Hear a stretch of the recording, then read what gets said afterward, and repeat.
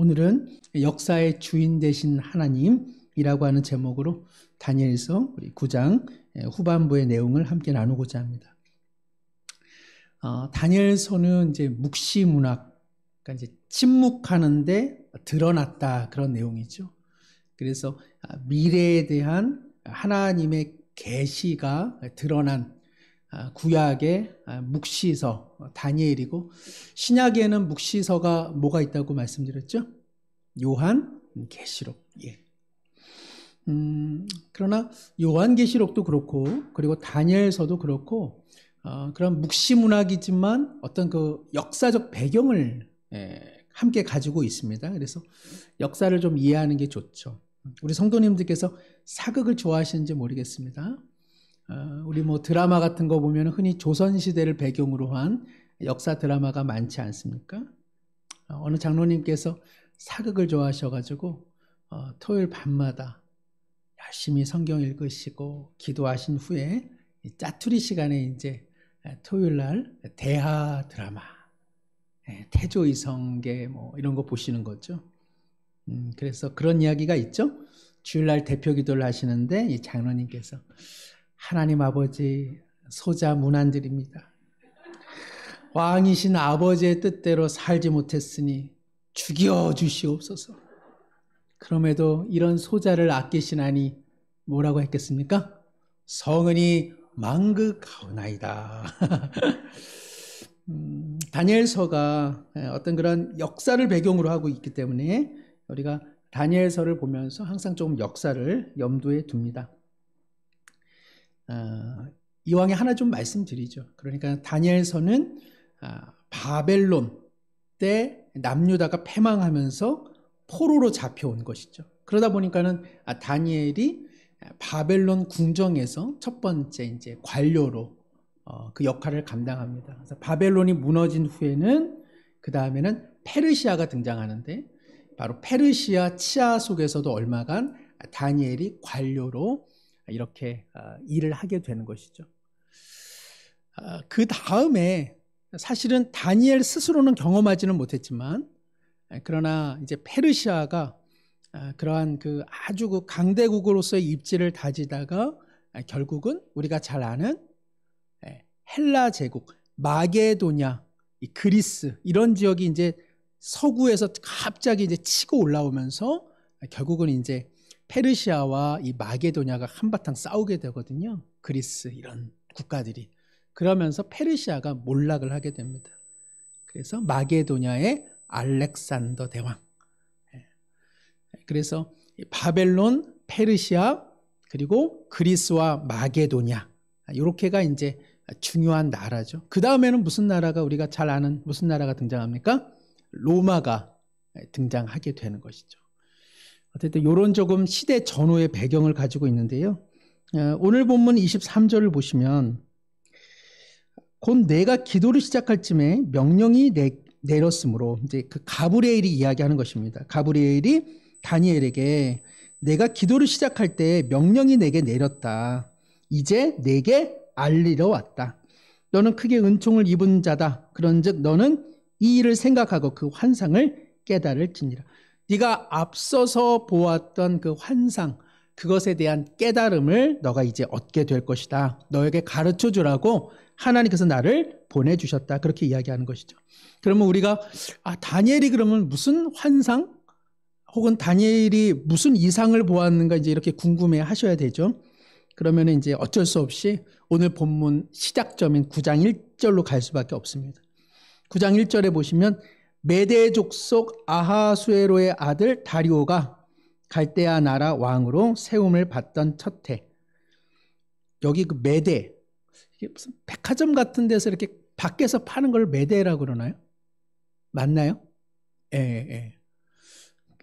그 메대는 아니고요. 그래서 이제 이렇게 그 바벨론을 무너뜨린 나라가 페르시아인데, 이것이 이제 성경에는 바사 이렇게 나옵니다. 바사. 그런데 성경에 이 메대가 또 나오기도 하거든요. 그래서 메대와 바사가요, 이렇게 하나의 연합체 나라로 생각하시면 됩니다. 그래서 메대가 나오면 그냥 바사구나, 바사가 나오면 페르시아구나, 메대나 바사나 페르시아나 다 같은 말이다 이렇게 생각하시고, 저기 성경을 보시면 좋은데, 이제 그 페르시아의 다리오라고 하는 통치자가 이제 바벨론을 무너뜨리고 이제 왕이 되었을 때에 2절, 곧 그 통치 원년에 나 다니엘의 책을 통해 여호와께서 말씀으로 누구? 선지자 예레미야에게 알려주신 연수를 깨달았다. 곧 예루살렘의 황폐함이 어떻게 된다고요? 70년 만에 그치리라 하신 것이라. 다니엘이요, 이렇게 책을, 그러니까 우리식으로 얘기하면 구약, 즉 예레미야의 어떤 책을 읽다가 그가 깨닫게 되는 것이죠. 아하, 우리 남유다가 이렇게 바벨론과 페르시아의 속국으로 있는 이런 그 포로 기한이 영원한 것이 아니라 정해져 있구나. 아마도 이것을 놓쳤던 것 같습니다. 유다 백성들이. 그러면서 아하, 70년이구나. 더 좋은 것은 무엇이냐면 아하, 바벨론이 망한 때가 얼추 70년이 되니 이제 곧 페르시아에서도 우리가 벗어나 우리의 본국으로 돌아가겠구나. 이것을 그 다니엘이 깨달았다는 것이죠. 그러니까는 이 뭐 얼마나 이게 행복한 일입니까? 안 그래도 남유다를 패망시킨 이 바벨론이 어마어마한 나라거든요. 근데 이 나라가 놀랍게도 73년 만에 역사에서 사라집니다. 그래서 지금도 많은 고대 근동학자들이 아주 그것을 신비하게 여깁니다. 상당히 오래 갈 것 같았던 나라. 우리 2조, 우리 조선이 얼마 갔죠? 500년 갔잖아요. 그러니까 어마어마한 나라입니다. 우리나라가, 조선이. 어마어마하게 침공을 많이 당한 우리 조선도 500년을 갔는데 바벨론은 뭐 말할 것도 없이 강력한 나라였거든요. 근데 이 나라가 순식간에 무너집니다. 그러니까 하나님의 말씀이 완전히 성취가 된 것이죠. 바벨론의 그 포악함에 대해서 하나님께서 한순간에 무너뜨리셨는데 이제 그러면서 그 다니엘이 바벨론 궁정에서 이제 페르시아의 관료가 되면서 아하, 내가 페르시아에서 관료 생활하는 것도 얼마 남지 않았구나. 이 좋은 일입니까? 나쁜 일입니까? 신나는 일이잖아요. 우리가 1945년 8.15 광복, 1944년 중반에 그것을 알았다면 뭐 지화자 막 춤추죠. 1년만 견디자 내가. 지금까지도 30년을 버텼는데 내가 1년 못 버티냐 하면서 견뎌낼 겁니다. 그리고 마음에 이제 얼마 안 남았어. 그런데 좀 신기하게요. 3절에 보시면 내가 금식하며 베옷을 입고 재를 덮어 쓰고 주 하나님께 기도하며 간구하기로 결심했다. 이렇게 되어 있습니다. 해방의 날이 가까이 오고 있는데 다니엘이 이 기쁜 소식을 포로민들에게 전하면서 조금만 힘내자. 너무너무 좋은 일이 앞에 있어. 이렇게 말하면 될 것을 금식한다, 베옷을 입는다, 재를 덮어 쓴다. 이거 뭐런 어떤 태도죠? 회개하는 거잖아요. 참 이상하죠? 왜 이렇게 그 해방의 소식에 대한 약속의 말씀을 깨달았는데도 다니엘이 회개를 했을까? 오늘 본문 20절에도 보면요. 내가 이같이 말하여 기도하며 내 죄와 내 백성 이스라엘의 죄를 자복하고 내 하나님의 거룩한 산을 위하여 내 하나님 여호와 앞에 간구할 때 그가 계속 지금 회개 기도를 하고 있습니다. 이유가 뭘까? 70년 만에 이제 포로 생활이 끝난다고 하는데 왜 회개 기도를 할까? 다니엘이 깨달은 것이 하나 있는 거죠. 남유다가 바벨론에 이렇게 무너졌던 이유는 단순히 강대국이 약소국을 침략한 전쟁으로 인한 것이 아니라 누구의 뜻? 하나님의 뜻. 누구를 향한? 남유다를 향한. 뭘 잘못했죠? 하나님의 뜻대로 살지 않은 죄. 예배를 뭐 안 드렸다거나 이 사람들이 기도를 안 드렸다 그런 건 아닙니다. 그죠? 우리가 이사야서를 보면은요, 하나님께서 기도를 고만하라고 할 정도로, 하나님께서 예배당에 고만 오라고 할 정도로, 절기를 고만 지키라고 할 정도로 하나님께서 너희들의 그런 종교적 허식에 내가 지쳤다. 내가 너희에게 원하는 것은 무엇이냐? 삶을 통해 하나님의 자비와 그리고 공의를 나타내라 하는 것인데, 이 유대인들이 오직 오직 형식적인 규례만 계속 지켜낸 것이죠. 이에 대해서 하나님께서 더는 안 된다. 더는 안 된다. 그런 식으로 해서 나와 관계가 맺어지는 것이 아니다. 해가지고 이제 바벨론을 통해서 하나님이 징계하지 않으셨습니까? 다니엘이 바로 그 이유 때문에 지금 죄를 회개하고 있는 것입니다. 그러니까는 하나님께서 은혜로 70년을 정하셔서 이제 남유다를 본국으로 돌아가기는 하시는데 뭐가 준비 안 됐다는 거죠? 징계를 당한 남유다 민족은 아직 해방을 맞이할 만큼 통해 자복하고 회개한 마음이 없더라는 것이죠. 징계만 받아서 아유 죽겠네, 못 살겠네, 하나님께서 왜 우리에게 이러한 고통을 주시지? 여기에만 매몰되어 있는 것이지 어디까지 간 건 아닙니까? 자신들이 왜 이러한 징계를 받게 됐는지, 무엇 때문에 하나님과의 관계가 어그러졌는지, 그러면 앞으로 어떻게 살 것인지에 대한 아무 생각이 없었다는 것이죠. 그냥 하나, 똥 밟았네. 우리가 왜 이런 고난을 당해야 되지? 하나님 참 무심해. 다니엘이 이러한 남유다 민족이 아직도 돌아서지 못한 것에 대한 가슴 아픔이 있는 것이죠.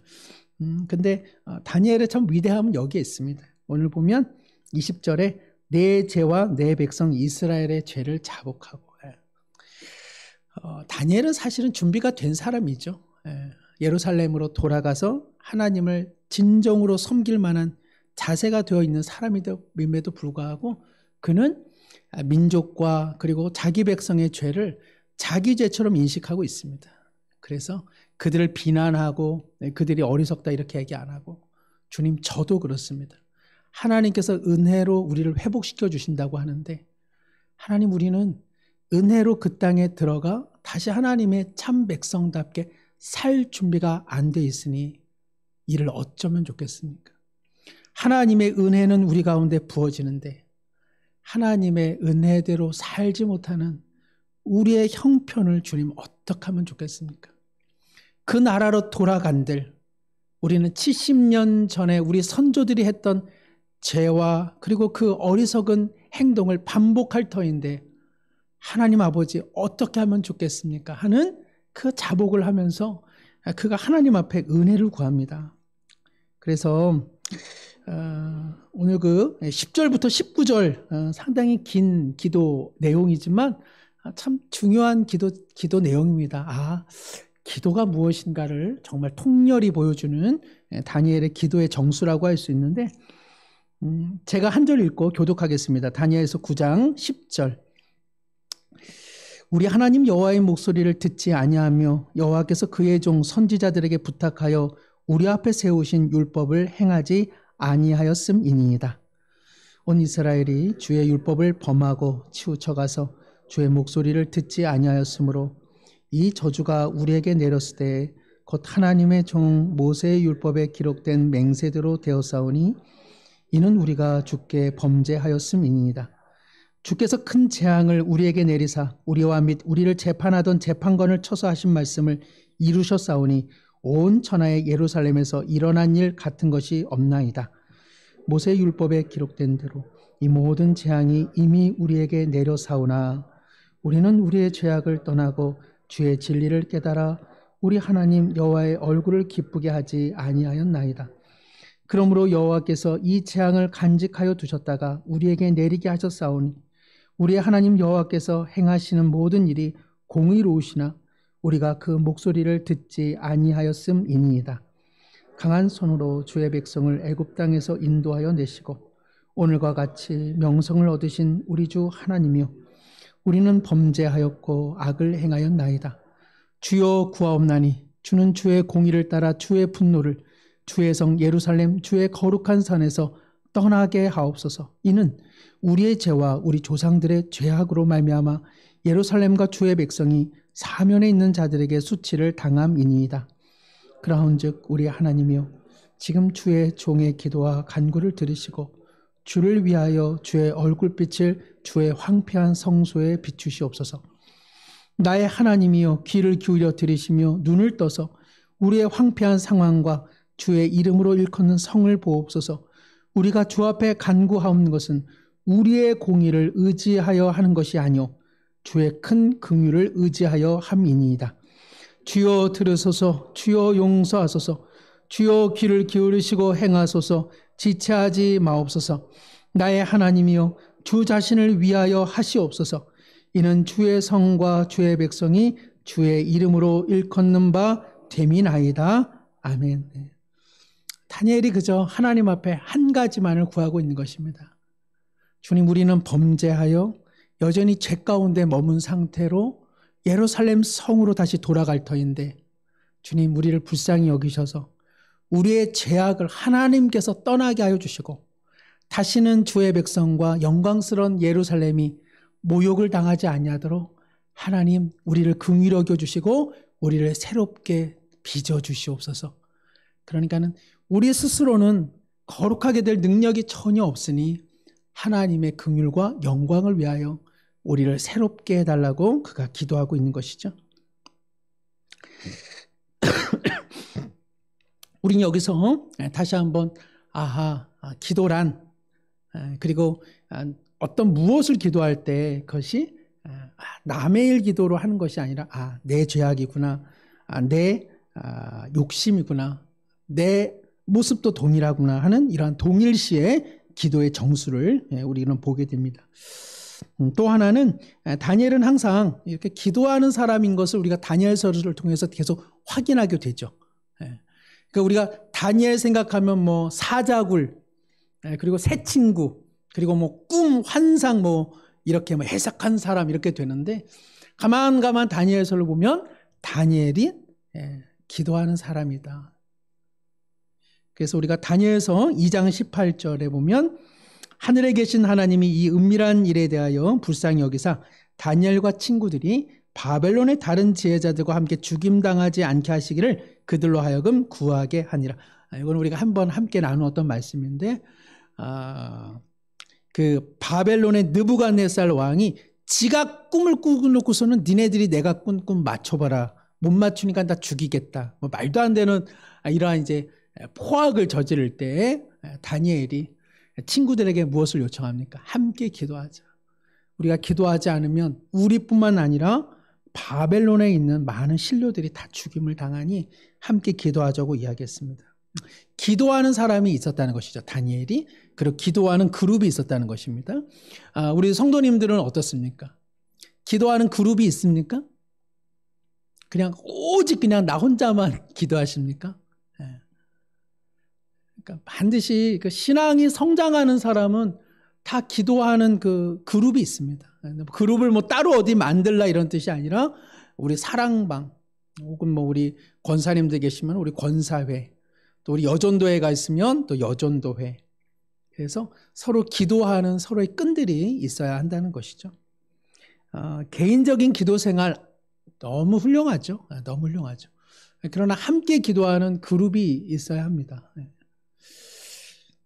오히려 함께하는 기도, 그러니까 사랑방이나 어떤 우리 전도회나 또 어떤 그 여성 모임, 남성 모임 이런 모임 안에서 서로 솔직담백하게 기도할 수 있을 때에 우리의 삶에 신앙의 성장이 있게 되는 것이죠.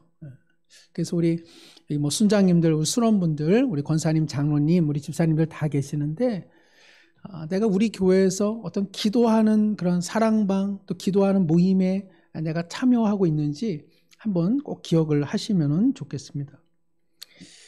다니엘이 이렇게 기도하는 친구가 있었으니까 어디서 버텨낸 거예요? 이방 땅에서 버텨낼 수 있었던 것이죠. 다니엘의 기도하는 모습 우리가 잘 아는 것처럼 다니엘 6장 10절 우리 함께 한번 읽겠습니다. 다니엘서 6장 10절 있을까요? 네. 시작. 다니엘이 이 조서에 왕의 도장이 찍힌 것을 알고도 자기 집에 돌아가서는 윗방에 올라가 예루살렘으로 향한 창문을 열고 전에 하던 대로 하루 3번씩 무릎을 꿇고 기도하며 그의 하나님께 감사하였더라. 이 사건은 사실 오늘 본문 후에 나타나는 사건입니다. 사실은. 그런데 다리오 왕이 30여일 동안 왕을 제외한 신이나 혹은 사람에게 무엇을 구하면 그는 사자굴의 사자밥이 된다. 이 칙령이 다니엘 자신을 노린 것을 다니엘이 알았음에도 불구하고 어떻게 했다? 기도했다. 기도했는데 그 기도가 전에 하던 대로 기도했다. 아하, 그러니까는 다니엘은 일정한 기도 시간을 항상 가졌던 사람이었음을 우리가 확인하게 되는 것이죠. 오늘 본문 9장 21절에 보면 곧 내가 기도할 때 이전에 환상 중에 본 그 사람 가브리엘이 빨리 날아서 저녁 제사를 드릴 때쯤 내게 이르더니, 여기 저녁 제사라고 하는 것도 다니엘이 항상 하나님 앞에 고정적으로 드리던 시간. 뭐 이런 면에서 일단은 새벽 기도를 하시는 분들은 또 새벽 기도 가운데 하나님께서 내게 말씀하시겠구나. 수요 예배, 또 금요 기도회, 그리고 주일 예배. 그러니까 어찌 보면 이렇습니다. 그죠? 그러니까 이제 이걸 이제 이렇게 얘기하면 좀 이상하지만 지뢰가 많이 매설되면 어떻습니까? 지뢰가 많이 터지겠죠. 그러니까는 하나님 앞에 기도하는 일정한 시간들을 갖고 있으면 거기서 뭐가 터지겠어요? 지뢰가 터지나요? 하나님의 응답, 하나님의 음성을 들을 수 있는 그런 역사의 그 어떤 일들이, 사건이 많이 일어날 수 있겠죠. 그러나 일주일에 나는 오직 한 번, 나는 오직 11시부터 12시, 나는 24시간 곱하기 7, 얼마나 되나요? 140 뭐 얼마나 되나요? 그 무수한 시간 중에 나는 오직 하나님과 딱 1시간만 만나 거기서 내가 뭔가 내가 하나님의 뜻을 발견하겠다. 이렇게 하면은 터진다 안 터진다? 거의 안 터지죠. 거의 안 터집니다. 시간을 많이 들여야 됩니다.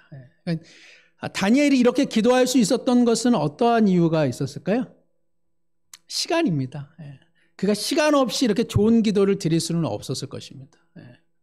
그가 많은 시간을 하나님 앞에 드렸기 때문에 좋은 기도를 드릴 수 있었던 것이죠. 많은 시간을 가지고 있으면 늘 좋은 기도냐? 그렇지는 않지만, 그러나 좋은 기도를 드리는 사람은 항상 많은 시간을 하나님 앞에 마음을 드리고 있습니다. 그럴 때 좋은 기도가 일어나고, 그럴 때에 하나님도 만나고 천사도 만나고 하나님의 뜻도 발견하게 되고, 그리고 자기를 향한 하나님의 의지도 발견하게 되는 줄로 믿습니다. 자, 그러니까는요, 어떤 일이 일어납니까? 오늘 23절에 보니까 곧 내가 기도를 시작할 쯤에 명령이 내렸다.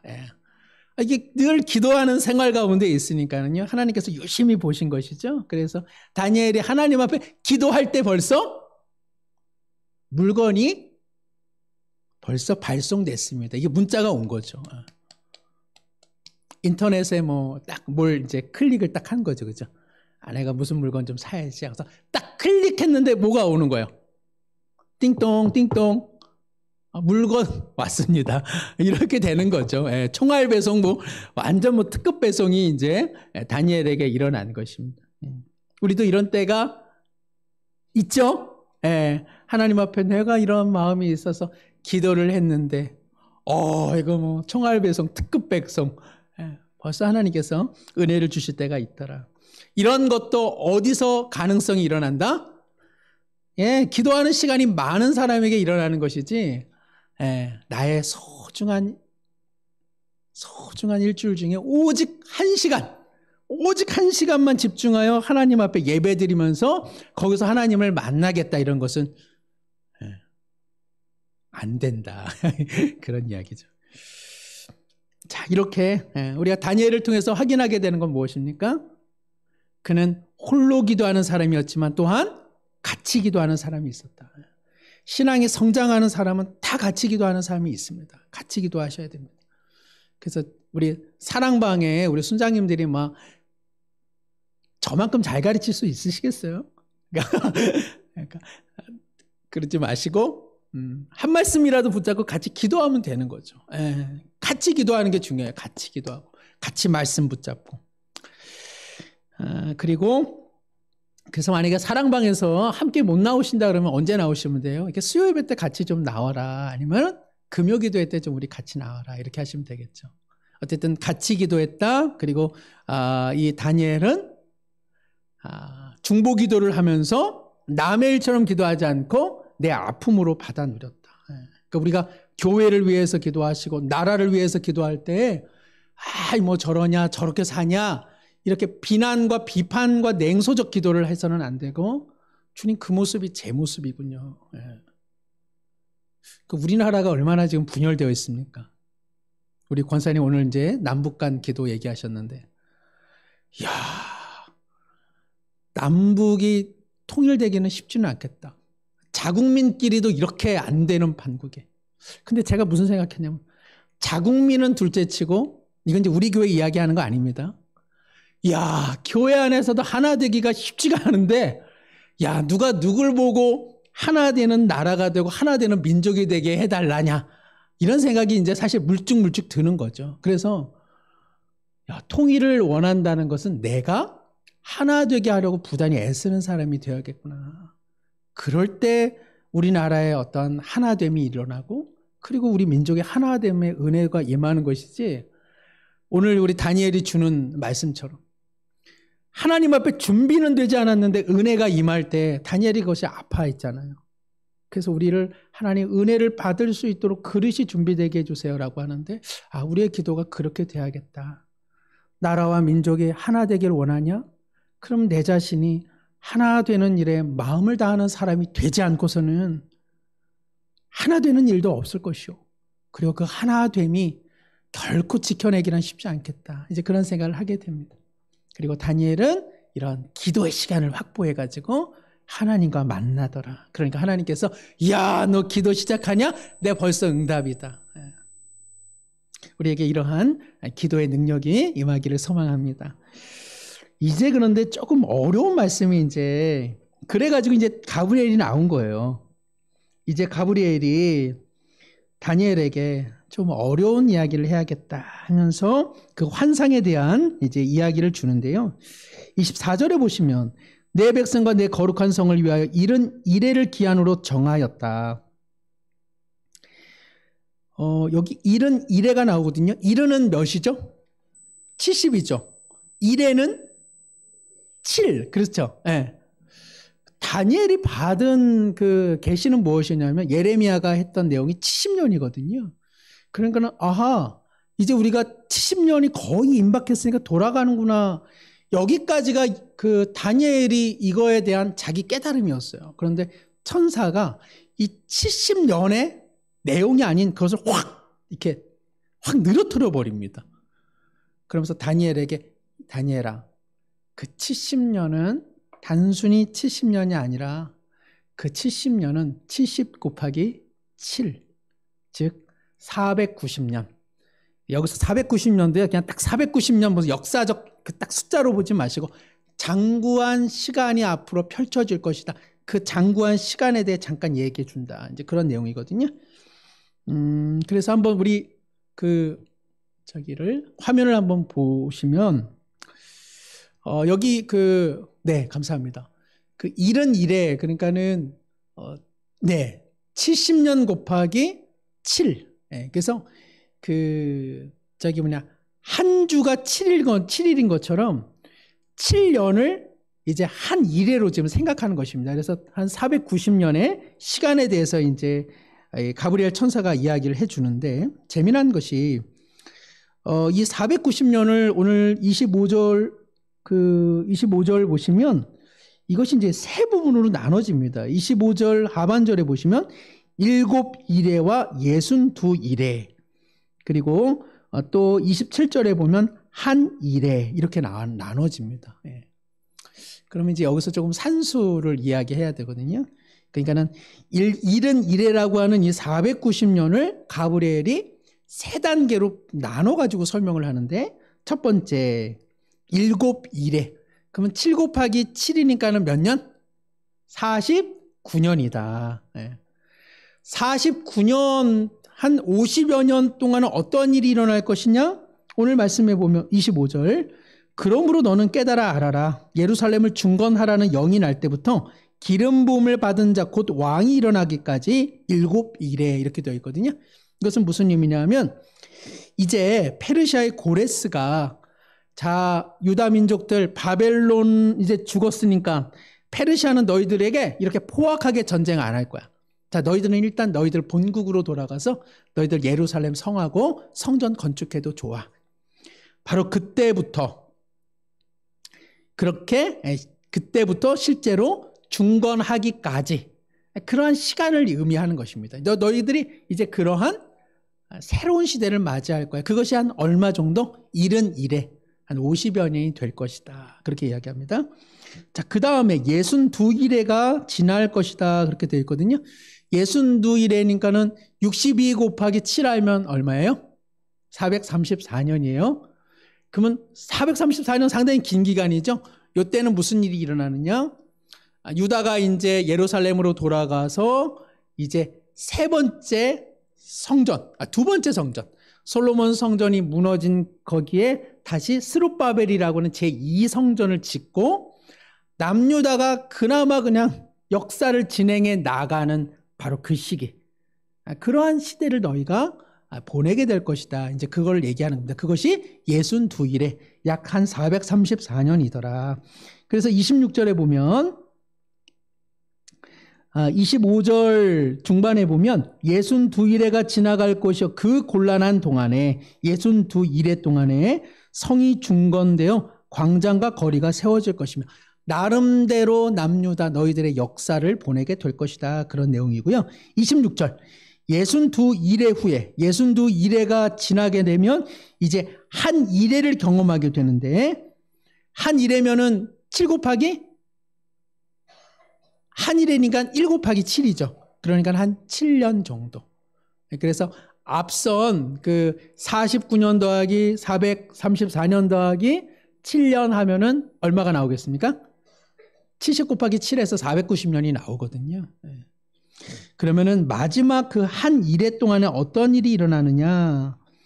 26절 62일의 후에 기름 부음을 받은 자가 끊어져 없어질 것이며 너희에게 있는 왕이 끊어질 것이다. 그리고 장차 한 왕의 백성이 와서 유다의 왕이 아닌 이방 백성이 와서 못된 짓을 한다. 성읍과 성소를 무너뜨린다.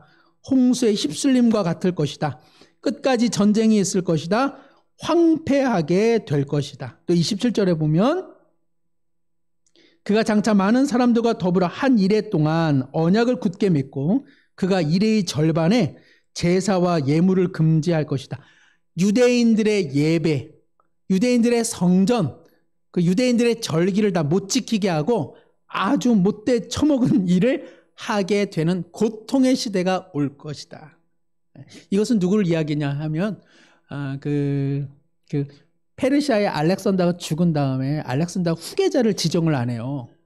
그래놓고 뭐라고 얘기했냐면 내 부하들 중에 제일 힘센 놈이 이 페르시아를 가져라 이렇게 얘기하거든요. 그래가지고 이 장수들이요 알렉산더가 죽자마자 무슨 짓을 했을까요? 알렉산더 가족을 다 죽여버려요.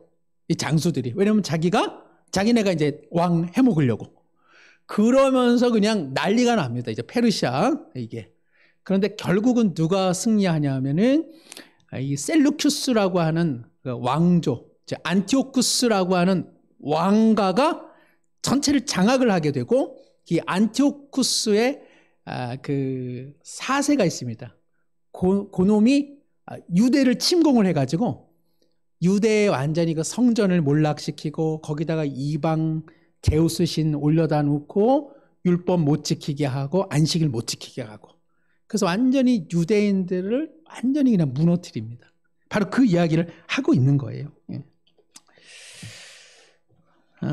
그런데요, 오늘 제가 이 설명드린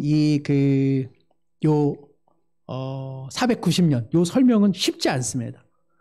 여러분이 다른 해석도 가능해요. 이거는 사실은. 근데 제가 보편적인 해석으로서 하나를 말씀을 드립니다. 근데 무슨 해석이든지 간에 하나는 분명합니다. 그것은 무엇이냐? 유대인들이 70년 후에 예루살렘 본국으로 돌아가면 만사 형통이냐? 그렇지는 않다는 겁니다. 그 이후에도 너희들이 상당한 고생을 할 것이다. 그러나 제일 중요한 거 하나 있어요. 뭘까요? 24절입니다. 24절 함께 읽겠습니다. 내 백성과 내 거룩한 성을 위하여 이른 이래를 길의 기한으로 정하였나니 허물이 그치며 죄가 끝나며 죄악이 용서되며 영원한 의가 드러나며 환상과 예언이 응하며 또 지극히 거룩한 이가 기름 부음을 받으리라. 아멘. 예.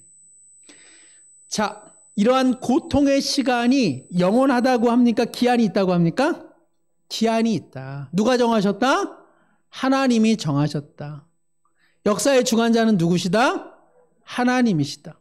너희들이 당하는 고통이 무의미한 것이 아니라 나의 어떠한 뜻 가운데에 그 기다림의 시간, 그 얼룩의 시간들이 너희들 가운데 펼쳐질 것이다. 그러나 그 시간이 끝나면 어떠한 일이 일어나느냐? 허물이 그치고 죄가 끝나고 죄악이 용서되고 영원한 의가 드러날 것이며 구약에 예언되었던 환상과 예언이 응하게 되나니 지극히 거룩한 이가 기름 부음을 받으리라. 누구를 이야기할 것 같습니까?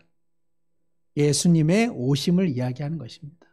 그러니까는 이 유다 민족이 예수님 오시기까지 소위 말하면 진실로 이 땅에 우리 민족의 참된 구원자는 오직 하나님이 보내시는 메시아 외에는 없구나. 너희들이 이러한 시간 속에서 너희들의 기다림, 너희들의 소망, 그리고 구원자를 의지하는 마음들이 더욱 고되게 될 것이다. 더욱 증폭될 것이다. 그리고 예수 그리스도가 오시는 그날에는 너희들의 죄악이 용서되고 너희를 향한 하나님의 의가 드러날 것이며 그리고 하나님께서 너희를 구원하시고자 했던 그 모든 말씀이 완전히 성취될 것이니 뭐라는 이야기입니까? 오늘의 삶이 비록 고되더라도 하나님의 어떤 뜻이 있음을 그리고 하나님의 은혜가 있음을 기억하면서 살라는 이야기죠. 우리는 그런데 어떤 시대에 살고 있습니까? 이미 이 말씀이 성취된 시대 후에 살고 있다는 것을 꼭 기억하셔야 됩니다. 우리가 다시 예수님이 십자가에 못 박힐 것을 기대하는 것이 아니라 근데 우리도 또 동일하게 뭘 기다리고 있죠? 예수님이 다시 오실 것. 그러니까는 다니엘서가 이때 이 말씀은 이들에게는 뭘 기다리며 예수님의 초림, 이 땅에 오시는 첫 번째 사건에 대한 기다림이라면 오늘 초림이 벌써 예수님의 오심이 역사화되고 이후에 오늘 우리에게 이 말씀은 뭘로 다가오는 거죠? 예수님의 재림. 그렇죠? 그래서 다니엘이 경험하고 있는 이 사건이 오늘 누구의 사건이 됩니까? 오늘 우리의 사건이 될 수밖에 없는 것이고 이 말씀이 다니엘에게 주어진 말씀인데 누구에게 주어지는 말씀이에요? 오늘 우리에게 주시는 말씀이 된다는 것이죠. 그래서 오늘 우리를 향한 주님의 말씀입니다. 비록 이러한 포로기와 같은 고통의 시대를 우리가 살아가고 있지만 하나님께서 우리를 연단시키고 단련시키셔서 아하, 주님 외에는 소망이 없군요.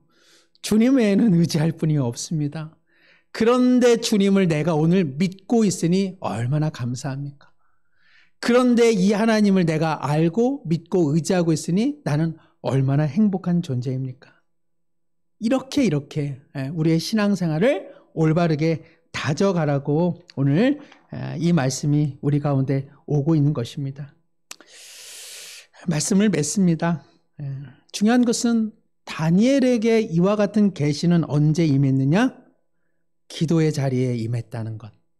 그가 하나님 앞에 무릎 꿇고 그리고 예레미야의 말씀, 즉 하나님의 말씀을 읽을 때에 이러한 은혜가 그에게 임한 것이지 텔레비 보다가 임한 것은 아니다.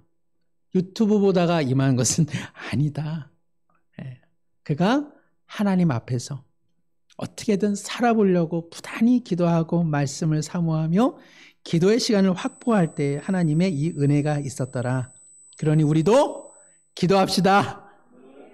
그리고 하나님께서 때로는 삶에 고통과 어려움이 있다 할지라도 그것이 영원하지 않다. 다 내가 때가 있어 그 눈물을 닦아주는 때가 있을 것이다. 그러니 역사의 주관자 되는 나를 더욱 의지하여라. 망하지 않는다. 영원히 눈물 흘리지 않는다. 고통이 우리의 삶의 끝이 아니다. 오히려 더 영광스럽게 될 것이다. 오히려 더 놀라운 나의 은총을 경험하며 살 것이다. 그러니 오늘 하나님 앞에 예배하고 기도할 쯤에 오늘 우리의 삶에 관심 있는 하나님께서 오늘 우리 가운데 응답을 주실 터이니 일어나라. 그리고 그날이 가까이 온다. 우리 이와 같은 확신을 가지고 함께 기도하겠습니다.